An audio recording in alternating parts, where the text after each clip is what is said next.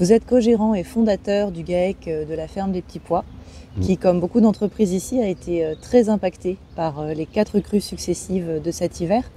Alors vous en êtes où? C'est quoi le bilan pour vous? Le bilan aujourd'hui, c'est une perte économique. Sur les dernières cultures de fin de saison, on a perdu à peu près entre 5 et 7 000 euros de légumes. Ça, c'est le premier bilan, on va dire, de la fin de saison.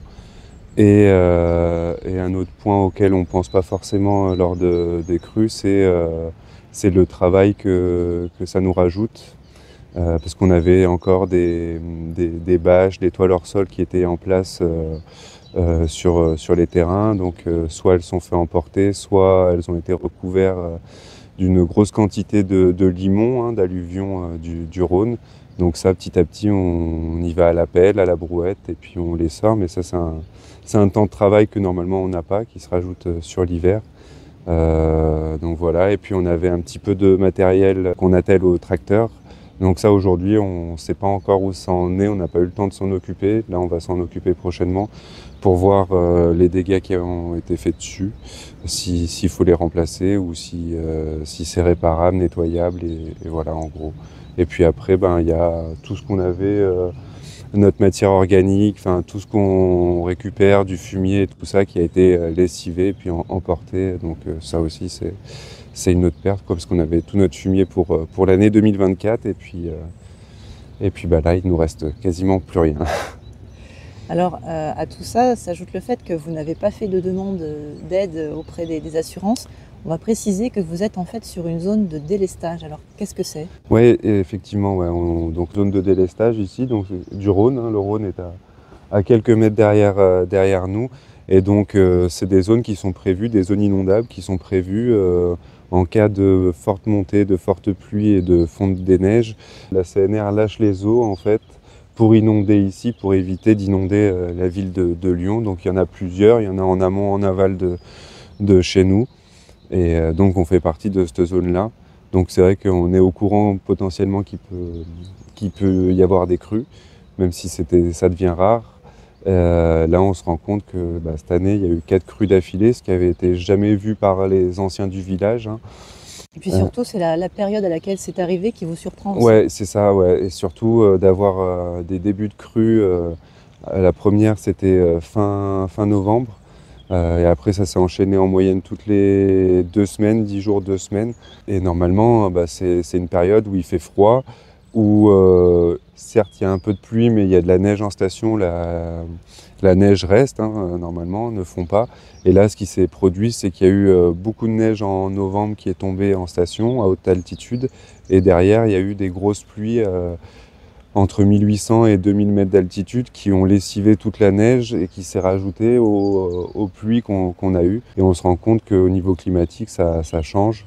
Avant, on avait à peu près 100-110 mm de pluie par mois en moyenne. Aujourd'hui, on se rend compte que l'été, on peut avoir 1 mois et demi, 2 mois sans pluie, de sécheresse assez forte, et que la pluie se concentre vraiment sur des périodes automnales ou printanières. Comment on fait avec toutes ces problématiques environnementales finalement quand on est producteur aujourd'hui? Comment on s'organise? Comment on repense ce métier? C'est un peu l'inconnu, c'est un peu compliqué. Alors nous, aujourd'hui, on a décidé au sein de notre ferme, avec mes associés, de considérer qu'il pouvait y avoir maintenant des crues chaque année de ce type-là. Donc on va anticiper, on va laisser moins de légumes en champ, des légumes qui pouvaient rester une partie de l'hiver avant des très très fortes gelées. On pouvait les laisser en champ, ce qui nous évitait de les stocker, ça avait une meilleure conservation. Donc là maintenant, ce qu'on va faire, c'est qu'on va sortir quasiment tous nos légumes sur début novembre en fait, et puis les stocker en chambre froide et en cave. Donc ça va nous demander aussi d'augmenter un petit peu la superficie de stockage sur notre ferme. En ce qui concerne les sécheresses, justement, c'est pour ça qu'on utilisait de plus en plus de matières organiques, de broyat, de paille, de ce qu'on arrive à trouver localement, des ressources locales, pour venir couvrir nos sols, pour éviter l'évaporation des sols en fait. Après, nous, on a la chance quand même d'être en dessous, il y a la nappe phréatique du Rhône, on est un des seuls irrigants de la plaine, donc on a une réserve d'eau qui est conséquente, mais par rapport à d'autres collègues qui ont des problématiques d'eau, on ne se plaint pas sur ça. Après, on se rend compte que même avoir de l'eau aujourd'hui, avec des fortes chaleurs comme on a, les plantes, les légumes et puis les plantes en général souffrent. Financièrement, comment est-ce que ça va se passer? Parce que donc pas d'aide des assurances. Pas d'aide des assurances, donc une de mes associées, en décembre, on s'est concerté et s'est occupé de monter une campagne de soutien sur la plateforme Ulule, qui a très très bien fonctionné. Elle se termine le 29 février. Donc il est encore possible de participer il est pendant encore quelques possible, jours. voilà, c'est ça. Mais c'est vrai qu'on a été énormément, enfin moi j'ai été le premier surpris, on a été énormément soutenus. On a eu à peu près 140 donateurs. Donc on a quasiment atteint les objectifs de la cagnotte qui étaient de 10 000 €. Et ces 10 000 € là vont servir à financer une partie des factures qu'on a en début d'année, parce que nous, les 6 premiers mois de l'année, on a énormément de charges, on a énormément de dépenses. Et les 6 autres mois de l'année, pour faire schématiquement, c'est là où on rentre notre chiffre d'affaires. Là, on arrive sur le début de la saison pour vous. Ça va être le moment de planter, justement. Ouais, c'est ça. Donc, de nouveaux investissements à venir. Tout ça, ça va suffire. On l'espère, on a de façon réduite, on va au minimum.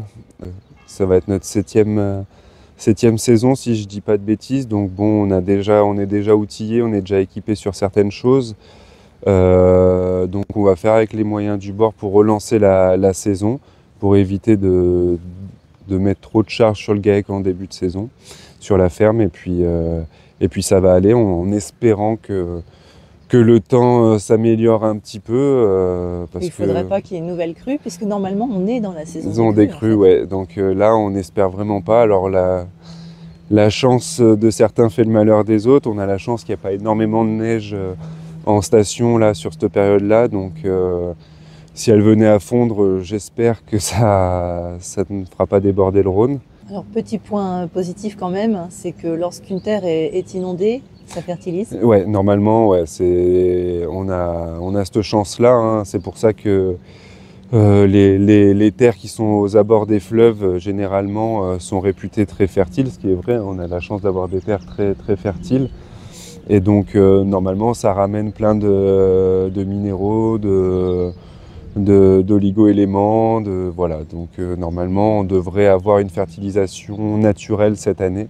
Alors ça, c'est sur le papier, on va voir dans la réalité concrètement cette année, mais on a bon espoir.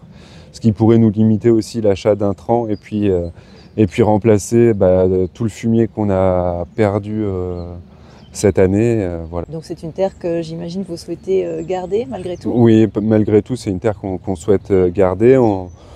De toute manière, quand on s'est installé sur ces terres, on savait que c'était une zone de délestage et une zone inondable. On s'est fait surprendre par le fait qu'il y ait eu 4 crues d'affilée, ce qui d'habitude n'arrive jamais. Hein. Généralement, c'est une grosse crue, des fois exceptionnellement 2. Et puis, il y a eu, c'est sûr qu'on a été prévenu très tard par les autorités compétentes. C'est notre mairesse qui est venue le soir à 19 h chez moi frapper et me prévenir que ça allait déborder. Ce qui m'a au moins permis de descendre rapidement sur les terrains et de pouvoir sauver un petit peu de matériel et tout ça. Voilà, de sauver notre groupe électrogène parce qu'on n'a pas d'électricité sur le site. Donc on a un groupe électrogène pour faire fonctionner notre pompe, ranger du matériel, voilà, essayer de sauver. Mais ça ne nous a pas permis de sauver certaines cultures. Si on a été prévenu 24 heures avant, on aurait pu ramasser quand même pas mal de légumes. Et bon, voilà, après on se tient au courant, on sait que ça a été mal géré au niveau de la préfecture, d'Igicru. Je pense que vu comme ça a gueulé dans les hautes sphères, je pense que ça devrait, enfin on espère, plus se reproduire ou moins se reproduire. Vous restez confiant pour 2024? On reste confiant pour 2024. Après, on est toujours soumis au temps, au climat. On espère qu'il sera plus clément, ouais, pour cette année.